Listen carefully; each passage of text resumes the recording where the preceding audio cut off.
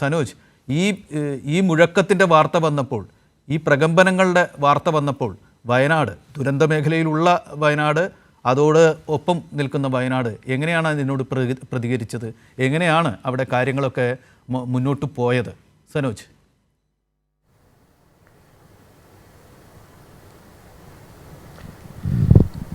NBC ഉരുൾപൊട്ടൽ സൃഷ്ടിച്ച ആഘാതം വയനാടിൻ്റെ ഉള്ളുലച്ചിട്ടുണ്ട്. ആ ഒരു ആഘാതത്തിനിടയിൽ അടിവപ്പെട്ട് അതിൽ നിന്നും മുക്തി നേടാത്ത വയനാടാണ് ഇപ്പോൾ ഇവിടെ ഉള്ളത്. അതിനിടയിലാണ് ഇത്തരത്തിൽ ഒരു വാർത്ത വരുന്നത്.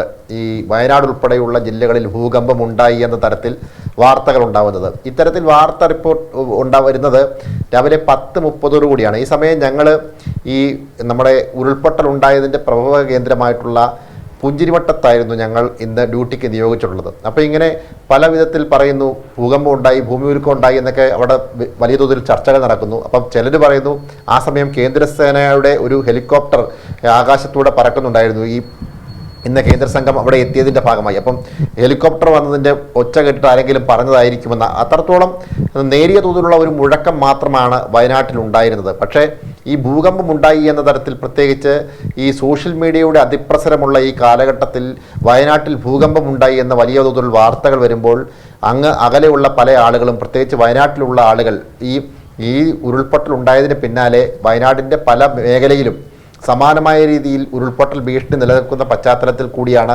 ഇത്തരമൊരു ഭൂകമ്പ വാർത്ത കൂടി പുറത്തു വരുന്നത്. അത് വയനാട്ടിലെ ജനങ്ങളെ സംബന്ധിച്ച് വലിയ ആശങ്കയിലേക്ക് തള്ളിവിടുമെന്നുള്ള കാര്യത്തിൽ യാതൊരുവിധ തർക്കവുമില്ല. കാള പെട്ടെന്ന് കേൾക്കുമ്പോഴേ കയറെടുത്തോടുന്ന തരത്തിൽ ഇവിടുത്തെ നവമാധ്യമങ്ങളിൽ, പ്രത്യേകിച്ച് സോഷ്യൽ മീഡിയയിൽ വാർത്ത കൈകാര്യം ചെയ്യുന്നു. റീച്ചിന് വേണ്ടി ഈ ഭൂകമ്പം എന്ന തരത്തിൽ വാർത്തകൾ റിപ്പോർട്ട് ചെയ്യപ്പെടുമ്പോൾ അത് വയനാട് ജനതയുടെ മനസ്സിൽ സൃഷ്ടിക്കുന്ന ആഘാതം എത്രത്തോളം ഉണ്ട് എന്ന് ഈ വാർത്തകൾ പടച്ചുവിടുന്ന ആളുകൾ പലപ്പോഴും ചിന്തിക്കാറില്ല. അങ്ങനെ ഉള്ള ഒരു സാഹചര്യത്തിലൂടെയാണ് വയനാട് ഇപ്പോൾ കടന്നു പോകുന്നത്. വയനാടിന് എല്ലാവിധ പിന്തുണയും കൊടുക്കേണ്ട ഈ കാലഘട്ടത്തിലാണ് വയനാട്ടിലെന്തോ വലിയ ഭൂകമ്പം കൂടി വരാൻ പോകുന്നു എന്ന തരത്തിൽ ഭീതി സൃഷ്ടിക്കുന്ന തരത്തിലുള്ള വാർത്തകൾ പുറത്തു വന്നത്. പക്ഷേ അതിനകത്ത് വാർത്ത വന്ന ഉടൻ തന്നെ ജില്ലാ ഭരണകൂടം അടിയന്തരമായി ഇടപെടുകയും പ്രത്യേകിച്ച് ബന്ധപ്പെട്ട ഉന്നത ഉദ്യോഗസ്ഥർ, ഈ സുരക്ഷാ ഉദ്യോഗസ്ഥർ ഉൾപ്പെടെയുള്ള ആളുകൾ, വിവിധ തരത്തിലുള്ള ഭൗമശാസ്ത്രജ്ഞരായിട്ടുള്ള ആളുകളൊക്കെ ഇപ്പോൾ വയനാട് കേന്ദ്രീകരിച്ചുള്ളത് കൊണ്ട് തന്നെ ഇത് ആശങ്കപ്പെടേണ്ട ഒരു സാഹചര്യമില്ല എന്നും ഇത് ഭൂകമ്പമല്ല എന്നും ഇത് മുഴക്കം മാത്രമാണ് എന്നും അവർ അസന്നിഗ്ധമായി പ്രഖ്യാപിക്കുകയുണ്ടായി. അത്തരത്തിലുള്ള വാർത്തകൾ കൂടി പുറത്തു വരുന്നു. അത് കേരളത്തിലെ വാർത്താ മാധ്യമങ്ങൾ വലിയ പ്രാധാന്യത്തോടുകൂടി റിപ്പോർട്ട് ചെയ്യപ്പെടുന്ന ഒരു സാഹചര്യമുണ്ടായി. എന്നാൽ ചില ഒറ്റപ്പെട്ട മാധ്യമങ്ങൾ വയനാട്ടിൽ ഭൂകമ്പം ഉണ്ടായി എന്ന തരത്തിൽ ചില വാർത്തകൾ പ്രചരിപ്പിക്കുകയും ചെയ്തു. പക്ഷേ വയനാടിനെ ഇത് പക്വതയോടുകൂടി നേരിടാൻ സഹായകരമായത് അടിയന്തരമായ ജില്ലാ ഭരണകൂടം ഈ വാർത്ത വന്നതിന് പിന്നാലെ ഇടപെടുകയും ജനങ്ങൾ ആരും ആശങ്കപ്പെടേണ്ട സാഹചര്യമില്ല എന്നും പ്രദേശത്തെ കൃത്യമായ പരിശോധനയും അന്വേഷണവും നടത്തിയിട്ടുണ്ട് എന്നും അതുകൊണ്ട് ആശങ്കപ്പെടേണ്ട യാതൊരു സാഹചര്യമില്ല എന്നുമാണ് ജില്ലാ ഭരണകൂടം വ്യക്തമാക്കിയത്.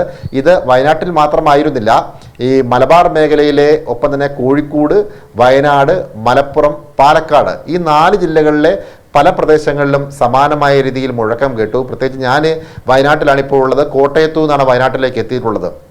ഈ വയനാട്ടിൽ ഭൂകമ്പം ഉണ്ടായി എന്ന വാർത്ത കേൾക്കുമ്പോൾ എൻ്റെ നാട്ടിൽ നിന്ന് എൻ്റെ സഹോദരി ഉൾപ്പെടെയുള്ള ആളുകൾ വളരെ ആശങ്കയോടുകൂടിയാണ് വിളിച്ച് ചോദിക്കുന്നത്, അവിടെ ഭൂകമ്പം ഉണ്ടായോ, നീ എവിടെയാണ് എന്ന തരത്തിൽ ചോദിക്കുന്നത്. കാരണം അത് നമ്മുടെ ഇത്തരം തെറ്റായ വാർത്തകൾ വരുമ്പോൾ അത് മറ്റ് മേഖലകളിൽ സൃഷ്ടിക്കപ്പെടുന്ന ആഘാതം എത്രത്തോളമാണ് എന്ന് പലരും ചിന്തിക്കപ്പെടുന്നില്ല.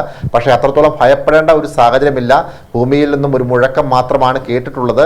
അത് ഭയപ്പെടേണ്ട സാഹചര്യമില്ല എന്ന് ജില്ലാ ഭരണകൂടം വ്യക്തമാക്കിയതുകൂടിയാണ് ആ ആശങ്കയ്ക്ക് അല്പം അയവ് വന്നത്. പ്രത്യേകിച്ച് ഞാനിത് സൂചിപ്പിക്കും പുഞ്ചിരിമട്ടത്തുണ്ടായ ഈ ഉരുൾപൊട്ടൽ ഈ ജില്ലയിൽ സൃഷ്ടിക്കപ്പെട്ടിട്ടുള്ള ആഘാതം സമാനമായ രീതിയിൽ ജില്ലയിലെ ഉയർന്ന പ്രദേശങ്ങൾ, ഏറ്റവും ഉയർന്ന കൊടുമുടിയായിട്ടുള്ള ചെമ്പ്ര സമുദ്രനിരപ്പിൽ നിന്നും 2100 മീറ്റർ ഉയരമുള്ള ചെമ്പ്ര കൊടുമുടിയിൽ പോലും ഈ ഉരുൾപൊട്ടലിൻ്റെ ആശങ്ക നിലനിൽക്കുന്ന ഒരു സാഹചര്യത്തിൽ ഈ മേപ്പാറ പോലെയുള്ള പ്രദേശങ്ങളിലെ ആളുകളൊക്കെ തന്നെ ആശങ്കയിൽ കഴിയുന്ന ഒരു സാഹചര്യത്തിൽ ഇത്തരം വാർത്തകൾ കൂടി സൃഷ്ടിക്കുമ്പോൾ അത് ഈ ജില്ലയെ സംബന്ധിച്ച് വലിയ ആഘാതത്തിലേക്ക് കൊണ്ടെത്തിക്കുമെന്നുള്ള കാര്യത്തിൽ യാതൊരു തർക്കവുമില്ല. പക്ഷേ ജില്ലാ ഭരണകൂടത്തിൻ്റെയും പ്രത്യേകിച്ച് മുമ്പ് നമ്മുടെ ചർച്ചയിൽ പങ്കെടുത്ത മന്ത്രി മുഹമ്മദ് റിയാസ് വ്യക്തമാക്കിയത്, കാരണം അത്തരമൊരു ആശങ്കയ്ക്ക് യാതൊരു സാഹചര്യവുമില്ലായിരുന്നു.